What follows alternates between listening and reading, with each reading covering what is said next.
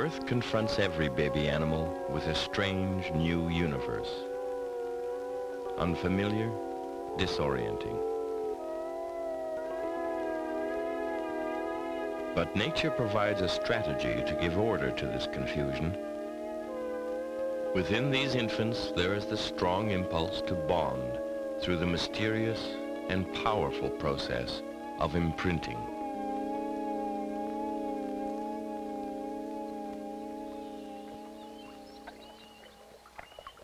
Few animals live together in as close harmony as do beavers.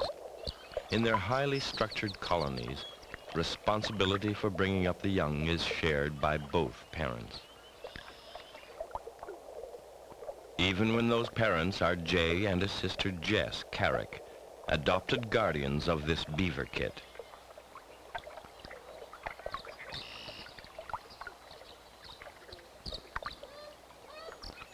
With human parents, daily swimming lessons are still mandatory. But even when offered a free ride,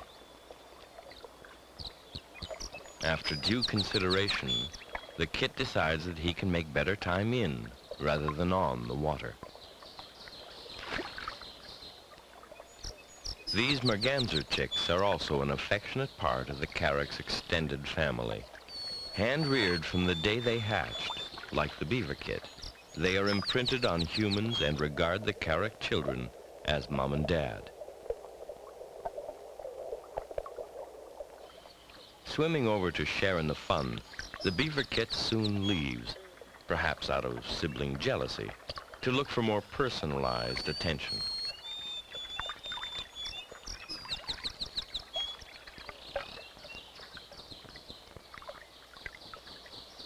As luxurious as this towel down may look, Jess is doing exactly what the kit's natural mother would do after a swim, by drying the fur and spreading a secreted oil that aids in insulation. There is nothing as constant as a mother's love, though not all mothers would approve of this for lunch.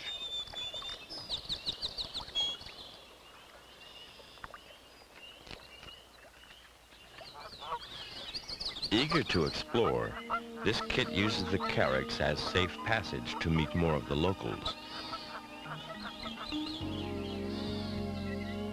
and displays a little youthful bravado. But when it comes to a confrontation, the mergansers know there is strength in numbers. Discretion being the better part of valor, the beaver kit backs down and makes a tactical retreat to more familiar territory.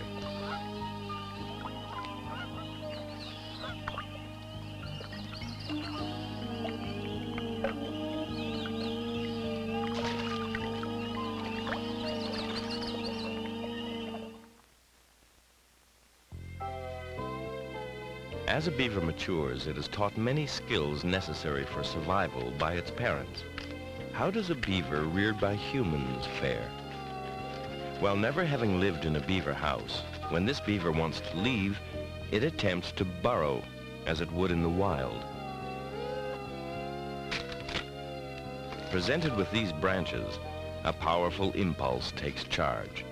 Without a second's hesitation, the branches are gathered, and with determination, if not grace, the young beaver heads off to start constructing a dam in front of the nearest available body of water, the bathroom tub. This beaver has had no adult from which to learn this complex behavior, yet the irresistible urge to build is ingrained, a timeless instinct.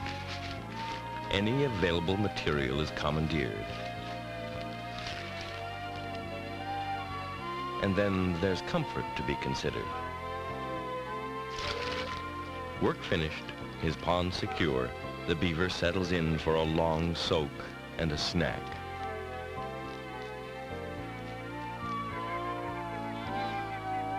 Few animals are as spirited and solitary as the red fox. Against the blanket of an early snow, this male inspects and marks the boundaries of his territory. Stealthy, shy, They are rarely seen by the casual visitor to the forest. Never would they approach a human. Well, rarely. As this affectionate reunion indicates, these two are old friends. Jess Carrick and this proud animal have had a long acquaintance. This fox was raised by her hand. Mature, healthy, the fox has been returned to the wild, well equipped to survive and flourish. Yet it retains a trust for this human that nurtured it, an affection that is shared.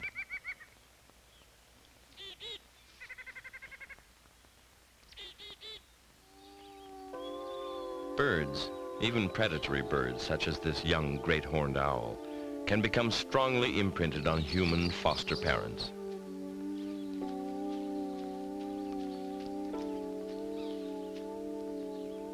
While active play aids in muscular development, every effort must be made to provide constant physical contact and a ready supply of food for bonding to be firmly entrenched.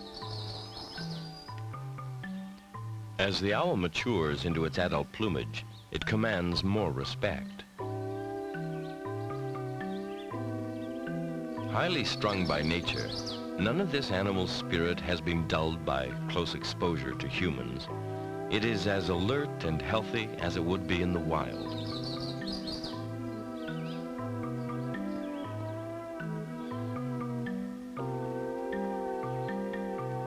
But it is not too proud to turn to its keepers for a ready supply of food, or when the mood strikes, companionship.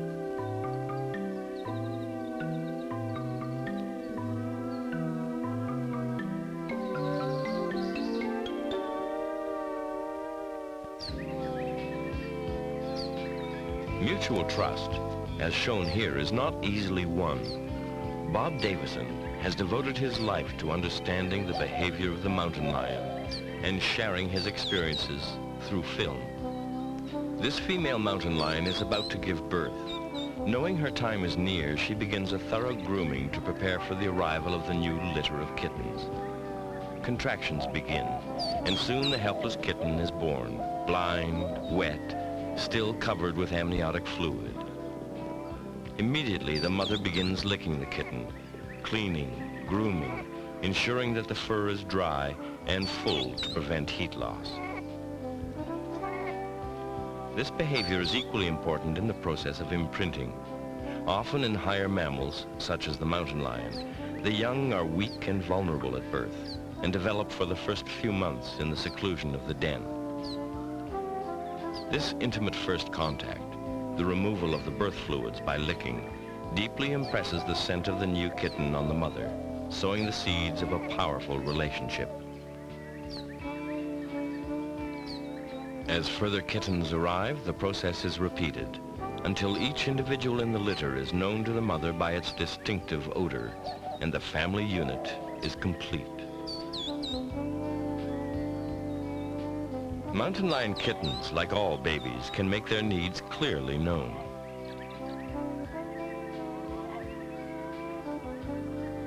Mother gently, with great care, cleans and cradles the newborn, further reinforcing their bond, before directing its attention to where it might find a meal.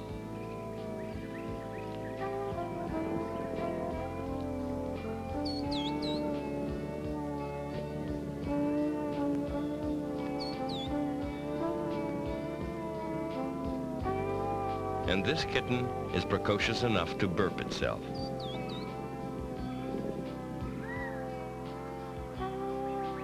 With the warm summer months, the kittens make forays to the bright outside world. As they grow, they roughhouse and mock fight, testing muscles and their own independence.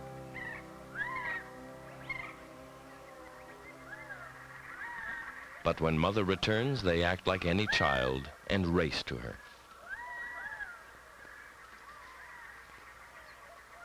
Where they are licked and groomed in a ritual of recognition.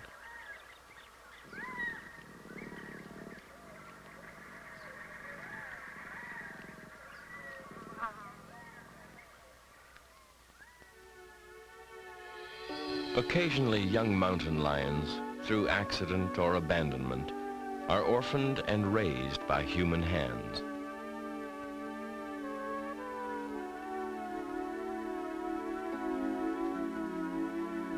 When these animals mature and breed, the trust they show their foster parents is truly remarkable.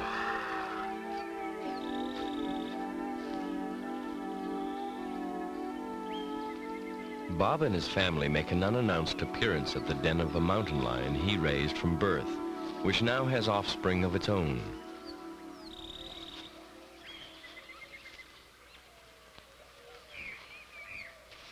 It's hard to imagine this kind of open-door policy existing between human families. But visits like this are so casual and frequent between the Davisons and this mountain lion and its kittens that it is often difficult to distinguish where one family begins and the other ends.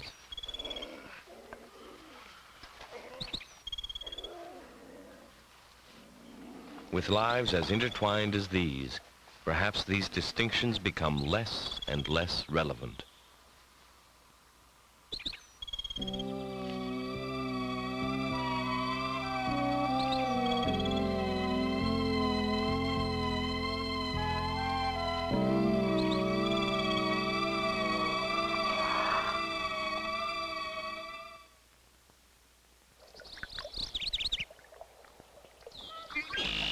Few people have a greater affinity for wildlife than nature photographer Dan Gibson.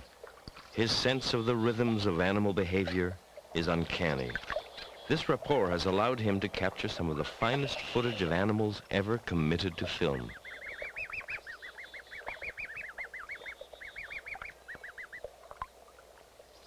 Suddenly, the tranquility of this spring afternoon is shattered. Urgent, threatening, Dan hears the sharp calls of Canada geese.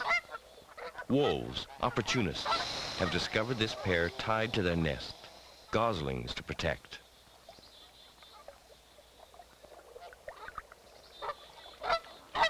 As the wolves circle, the parents are torn between an almost irresistible impulse to flee and the instinct to defend their offspring.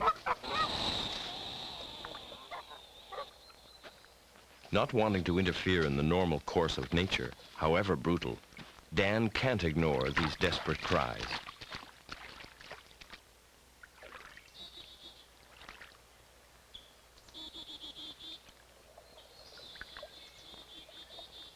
Perhaps it's too late.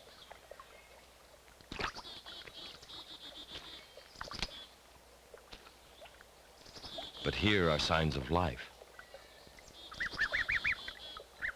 Goslings newly hatched, down barely dry, seeking refuge in the tall weeds. No longer an innocent bystander, Dan must now locate their parents, if they can be found. He sets off in the direction he last heard the cries of the adults. The goslings close ranks, glad to have someone to follow.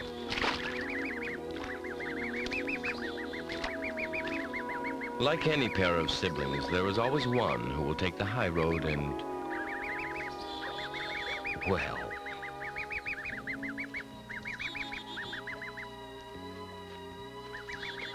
to reunite the family as quickly as possible, perhaps the best plan would be to give these little guys a lift.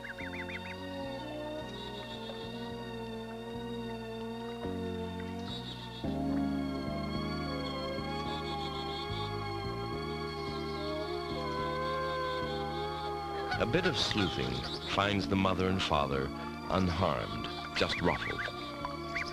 Gently, not wanting to cause further stress, Dan releases the goslings to return to their parents, then attempts a quiet exit.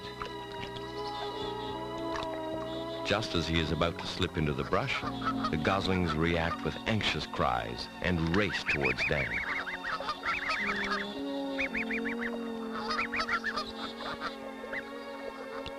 Friendly persuasion cannot induce them to reconsider, to accept and return to their natural parents. Disturbed by the wolves just after hatching, the goslings were in the critical stage when they bond to almost any moving object. After the confusion of the attack, that object was Dan. So it is to Dan, not the goose that hatched them, that these goslings are imprinted. They've adopted him, and he has no choice but to return the favor. How does a human being fulfill the role of a mother goose and complete the training of young goslings? The answer seems heaven-sent. Phil Soden, a radio-controlled plane enthusiast, offers his expertise. The freedom of movement offered by the airplane, coupled with Dan's understanding of the bird's stages of development, make their collaboration ideal. Immediately, they begin to plan practical methods to use planes in various stages of the bird's growth. Attaching a walkie-talkie to this model seaplane capitalizes on a fundamental aspect of the imprinting phenomenon. In addition to visual recognition, animals often respond strongly to the characteristic vocal pattern of the parent. Dan's voice, emanating from this strange device, is a siren call for the birds. Come on, geese. Come on. Come on, geese. Come on. Come on. Come on, geese. Come on. Come on, geese. Come on. Come on. Come on. Growth is rapid through the warm summer months. Committed to raising two, Dan decides to imprint himself on incubator-hatched goslings and film the development of the whole group for a feature motion picture. During this time, Dan is careful to work with the birds every day to reinforce the imprinting bond, ensuring he can guide them through the last stages of their training. Come on, geese. As muscles strengthen and primary feathers develop, Come on, geese. the voice response is still employed to coax the birds further afield, out into the open water. Come on, geese. Come on. Come on. Come on, geese. Come on. Come on.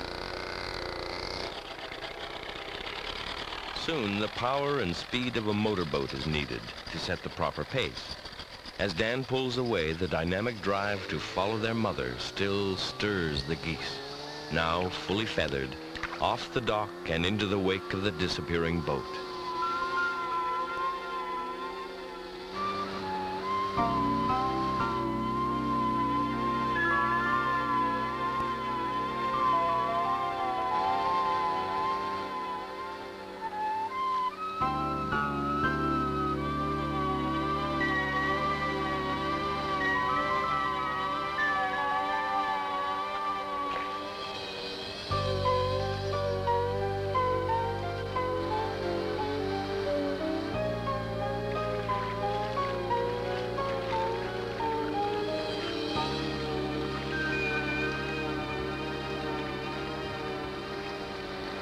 Time is now right for a true test.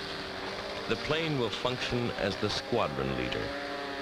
As it begins its ascent, the geese follow effortlessly, wheeling in the air currents. The bird's newfound confidence is inspiring. For Dan, this moment is gratifying, if tinged with sadness. The once reluctant foster parent realizes that soon his involvement in the lives of these geese will come to a natural end. With the independence that physical maturity offers, the influence of the imprinting will diminish and the geese will soon leave, fully fledged. A relationship of this intimacy deserves a suitable record. So Dan and Phil put the finishing touches on an elaborate airborne camera system. A slow-motion camera is built into the plane, complete with a video transmitter, so the pictures can be controlled from the boat. Hundreds of hours and thousands of dollars have been invested in the design of this machine. Sophisticated, ingenious, the technical wizardry of this craft is a matter of great indifference to the geese. Their only interest is in when mother can come out to play.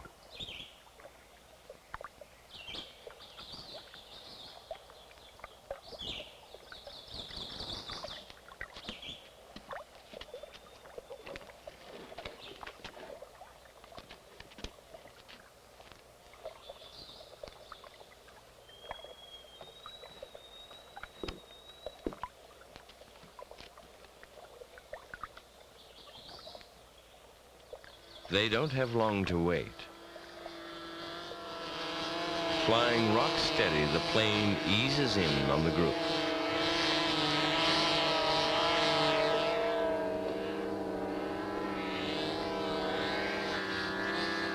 And we are privileged with a sight of compelling beauty.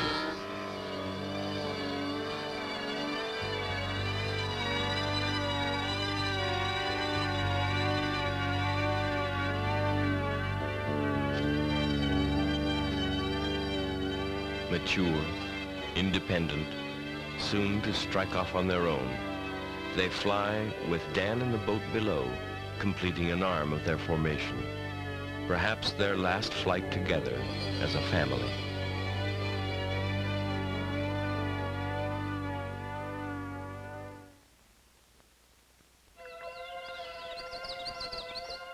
Chores on the dock may be less crowded now, but they're definitely more lonely. An unmistakable sound cuts across the water. Canada geese congregating for the migration south. Dan's geese have been gone for a while now, but he makes the familiar call. Flying in low over the water, they seem curious, then land to investigate.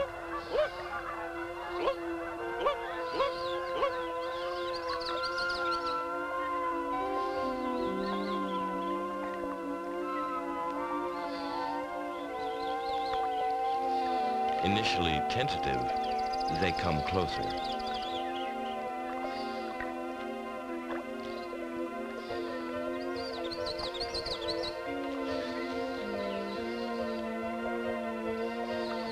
Demonstrations of affection like this leave little doubt.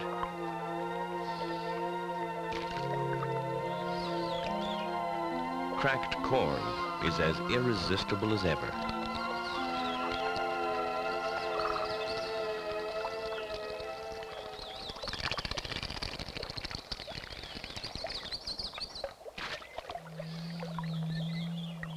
Finally, conclusive proof. From numbered bands he put on their legs, Dan confirms these are his geese. After returning to the wild to live with others of their species, there remains deeply seated in these geese recognition and trust for this man. Evidence of the power and durability of one of nature's wonders, imprinting.